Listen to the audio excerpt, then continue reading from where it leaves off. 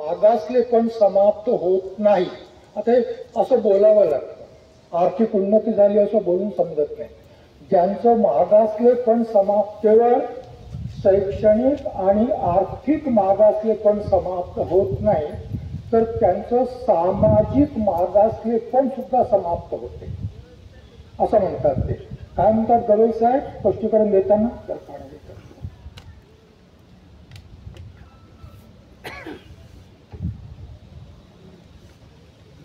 त्यांचं सामाजिक मागासले पण सुद्धा समाप्त होते असं गवई साहेब म्हणतात. आणि याच गवई साहेबांकरता 2 ऑगस्ट 2024 टाइम्स ऑफ इंडिया म्हणतो द लोन दलित जज. काय म्हणतो Times of India? The lone Dalit जज ऑन द बेंच. त्या बेंचवर, संविधान पीठावर असलेले एकमेव दलित न्यायाधीश फार धाडसाने अनुसूचित जातींना क्रीमी लेअर लावावं याचा निर्णय देतात. त्याकरता आम्ही गवईंचं अभिनंदन करतो. लोन दलित जज.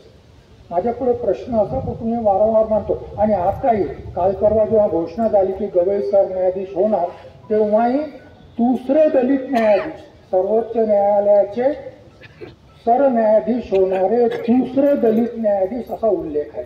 तुम्ही वाचा सगळे पेपर, सगळे एकही पेपर याला अपवाद नाही आहे. दुसरे, कारण पहिले बालकृष्ण होऊन गेले, दुसरे दलित. जर गवईंचं दलित पण संपत नसेल, जर गवईंचं सामाजिक मागासले पण संपत नसेल, तर असा सरन्यायाधीश होणारा माणूस, असा न्यायाधीश सुप्रीम कोर्टाचा, मागासले पण सामाजिक मागासले पण संपत म्हणून क्रीमी लेअर लावा असा निर्णय देतो, याचं औचित्य कसं सिद्ध करणार? आणि मग या प्रकरणांच्या माध्यमातून काही गोष्टी प्रस्थापित होत आहेत, ज्या गोष्टी आपल्याला समजून घ्याव्या लागतील.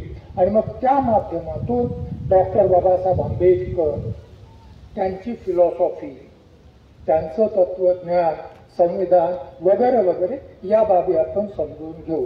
त्यांनी निर्णय दिला, 1 ऑगस्ट 2024 निर्णय दिला. आणि मग तेलंगणा सरकारने पहिला मान मिळवला. कोणता मान मिळवला? क्रीमी लेअर लावण्याचा मान मिळवला. भारतामध्ये क्रीमी लेअरचं प्रकरण जेव्हा तेलंगणा आणि आंध्र प्रदेश एकच होतं, तिथून सुरू झालं. गेल्या 30 वर्षाआधी, ज्याला माला मादिगा वाद असं म्हटलं जातं, तिथून सुरू झालं.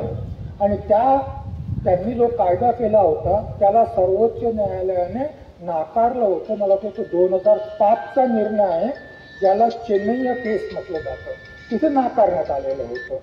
परंतु नंतर पुन्हा पंजाब सरकारने असाच कायदा केला वर्गीकरणाअंतर्गत वर्गीकरणाचा, त्याला उच्च न्यायालय नाकारलं. म्हणून ते प्रकरण सर्वोच्च न्यायालयात गेलं आणि सर्वोच्च न्यायालयाने तो 5 न्यायाधीशाचा चेन्नईचा जजमेंट तो फिरवला, त्याला नाकारलं. आणि या खंडपीठाने त्याला पुन्हा मान्यता दिली. आणि मग आता आंध्र प्रदेश तेलंगणा हा उपवर्गीकरण लावणारा पहिलं राज्य ठरलेलं आहे अनुसूचित जातीचं. आणि मग काल परवा तो झाला. आणि तेव्हापासून मग अनुसूचित जात्या दिवसापासून नोकरीसाठी आणि शिक्षणात शिक्षणात हे उपवर्गीकरण लागू झालं. कसं लागू झालं हे मी तुम्हाला सांगणार आहे. आणि त्याचे परिणाम काय होणार आहेत तेही मी तुम्हाला सांगू इच्छितो.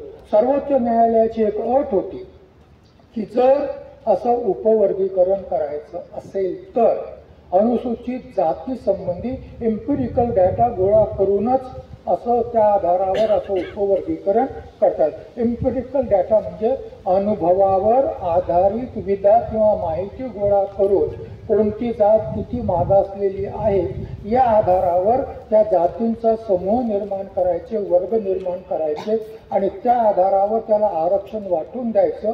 याला एम्पिरिकल डाटा असं म्हणतात. आणि त्यासाठी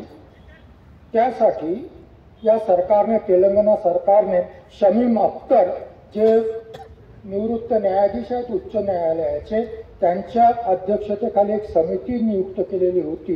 त्या समितीने हा डाटा गोळा केला. त्या समितीने हा उपवर्गीकरण